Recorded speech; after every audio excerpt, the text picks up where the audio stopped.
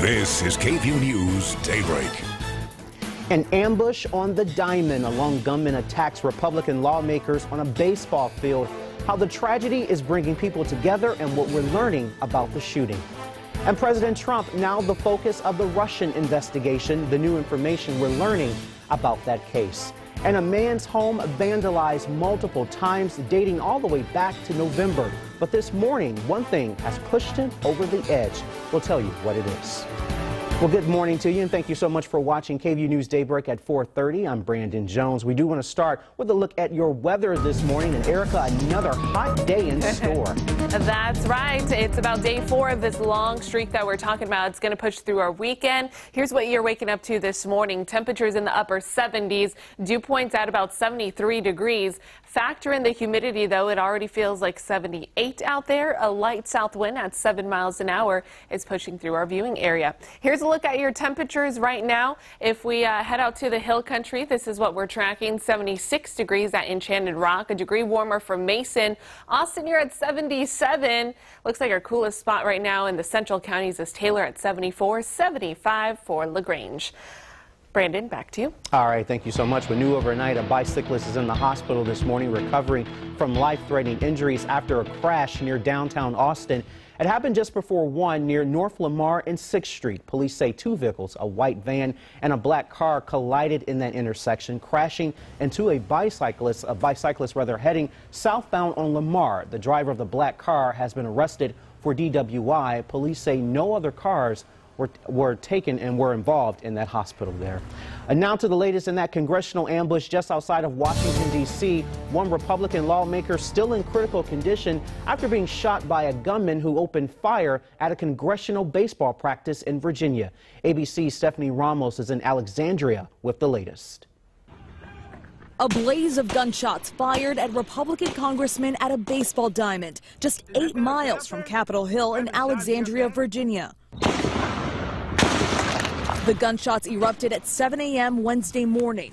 26 Republican members of Congress practicing for their annual charity baseball game against Democrats, some seeking refuge in the dugout. There's also a victim down in the baseball field. That victim, Congressman Steve Scalise of Louisiana, with a rifle shot to the left hip, medevaced off the field. The House Majority Whip's Capitol Police security detail, 2 agents firing back at the shooter from behind an SUV, according to witnesses. Both officers injured. Within minutes, local police joining in the gun battle. The shooter, 66-year-old James Hodgkinson, is down at 7-14. The unemployed Illinois man had reportedly been in the Washington area for a couple of months, living out of his van, and had a long and public history of anti-Trump and anti-Republican rhetoric. There was an individual, middle-aged Caucasian male, that asked us, hey, is that Republicans, Democrats, what? And we're like, Republicans. And then he kind of turned and went towards the field. Unclear if that was Hodgkinson asking the question, but he is now dead. In all, 4 shot. The congressman, one of the Capitol Police officers, a staffer, and lobbyists. 2 others injured. Overnight, President Trump and the First Lady met with doctors at the hospital treating Representative Scalise and the Capitol Hill police officer. It wasn't just the field here hit with gunfire, car windows, local businesses, the local YMCA down the street, their windows shattered by bullets. As for the game that lawmakers were practicing for, that charity game is still on for tonight at Nationals Park. Stephanie Ramos, ABC News, Alexandria, Virginia.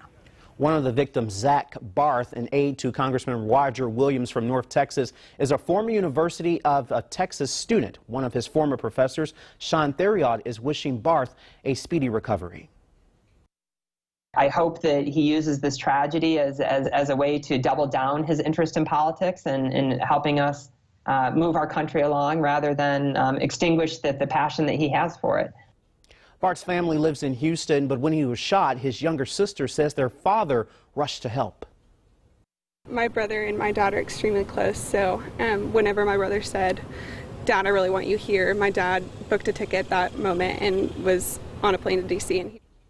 Now we're told that Bart got out of the hospital last night, and his family says he is doing well this morning. As these tragic incidents unfortunately become more common, it can be hard to talk to your kids about it. We spoke with a counselor who says it's important to have that conversation. Okay, well, we apologize for that stop there. A retired Navy SEAL says if you ever become involved in an attack, their first run for cover. He also says the best defense is to always be aware of your surroundings. A special counsel investigating Russian interference into the 2016 election is reportedly now looking into whether President Trump tried to obstruct justice. Sources tell the Washington Post that Robert Mueller is planning to interview the director of the National Intelligence and the head of the NSA following reports that the president had asked them to intervene into the Russian probe. President Trump has continued to deny any connection to the 2016 election meddling. We're stuck on the 23rd floor! New video showing people inside that burning high-rise talking to Facebook Live and actually asking for help. Some were seen dropping down makeshift ropes fastened by bed sheets, desperately attempting to escape there. Others resorted to desperate measures to save their children.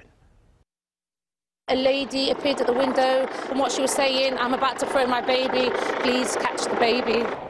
Now, that baby survived a nearly 10-story fall after being caught by a bystander. Police say there are 12 victims so far, but they have not finished searching the building. Authorities say it's very unlikely anyone still missing would have survived. Well, there are serious questions being raised about why the fire spread so rapidly and if the fire alarms were working properly. Still no word on what caused that fire.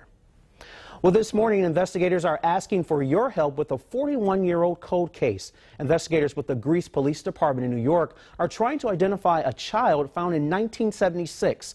So this is what the National Center for Missing and Exploited Children believe that child would look like. They say they found his body inside a storage trunk in New York, but they believe the child spent the last years of his life somewhere in the southeastern part of the United States. Police are searching for the person who spray painted a pink swastika on a couple's car this week. The South Austin man says he's more annoyed than nervous, but his wife was really upset by the symbol. He believes the swastika may have something to do with a sign on his property. It might have something to do with my anti-Trump sign that people kept stealing them. And I'd move them higher and they'd steal them again. When they kept stealing my signs, I wrote some sort of a note that that's kind of a Nazi thing to do. And next thing I know, I get a Nazi sign. Well, Austin police are also investigating a similar report nearby. They are not sure if it's related. If you have any information about this case, go ahead and give police a call this morning.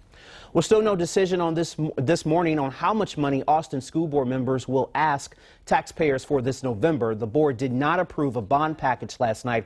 However, they did decide which projects should be included, like rebuilding several new schools and investing in more programs. They did come out of last night's meeting with a ballpark number ranging from $946 million to just over $1 billion. The board is supposed to have a confirmed plan before Monday.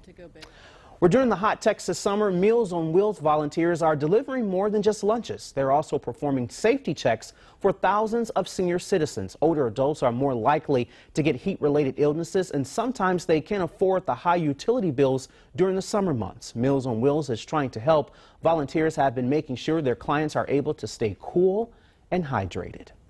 And staying cool and hydrated will probably what a lot of us would want to do, Erica, here. You know, it's so hot right now. Yeah. It's just 4:38 in the morning. Yeah, that's right. That's a good idea because it's 4:30 and temperatures are already almost 80 degrees outside. Here's a look at what we're seeing across the viewing area. 79 in Llano. Not much of a cool down overnight for you guys. A couple degrees cooler than that for Austin. Our coolest spots are for our eastern counties right now. Giddings and Lockhart, you're at 74 degrees. Here's what it looks like across the entire Lone Star State. Basically, the closer we are to the coast, the warmer it is, the stickier it is. The clouds have not helped cool us down. And then the coolest spots are in areas such as El Paso, Amarillo, lower 70s this morning. We have lots of low-level clouds out there. A south wind continues to keep that as the trend. Now, the good news is that some of those clouds should burn off to mainly sunny afternoon. But with all that sunshine and humidity still in the atmosphere, we're talking feel-like temperatures at 104 degrees today. So that's today. Brandon, I'm tracking feel like temperatures a little bit warmer for this Father's Day weekend, so we're really going to want to stick around for that forecast. All right, well, thank you so much, Erica. A Pflugerville resident got a huge scare this week after a snake slithered into her swimming pool.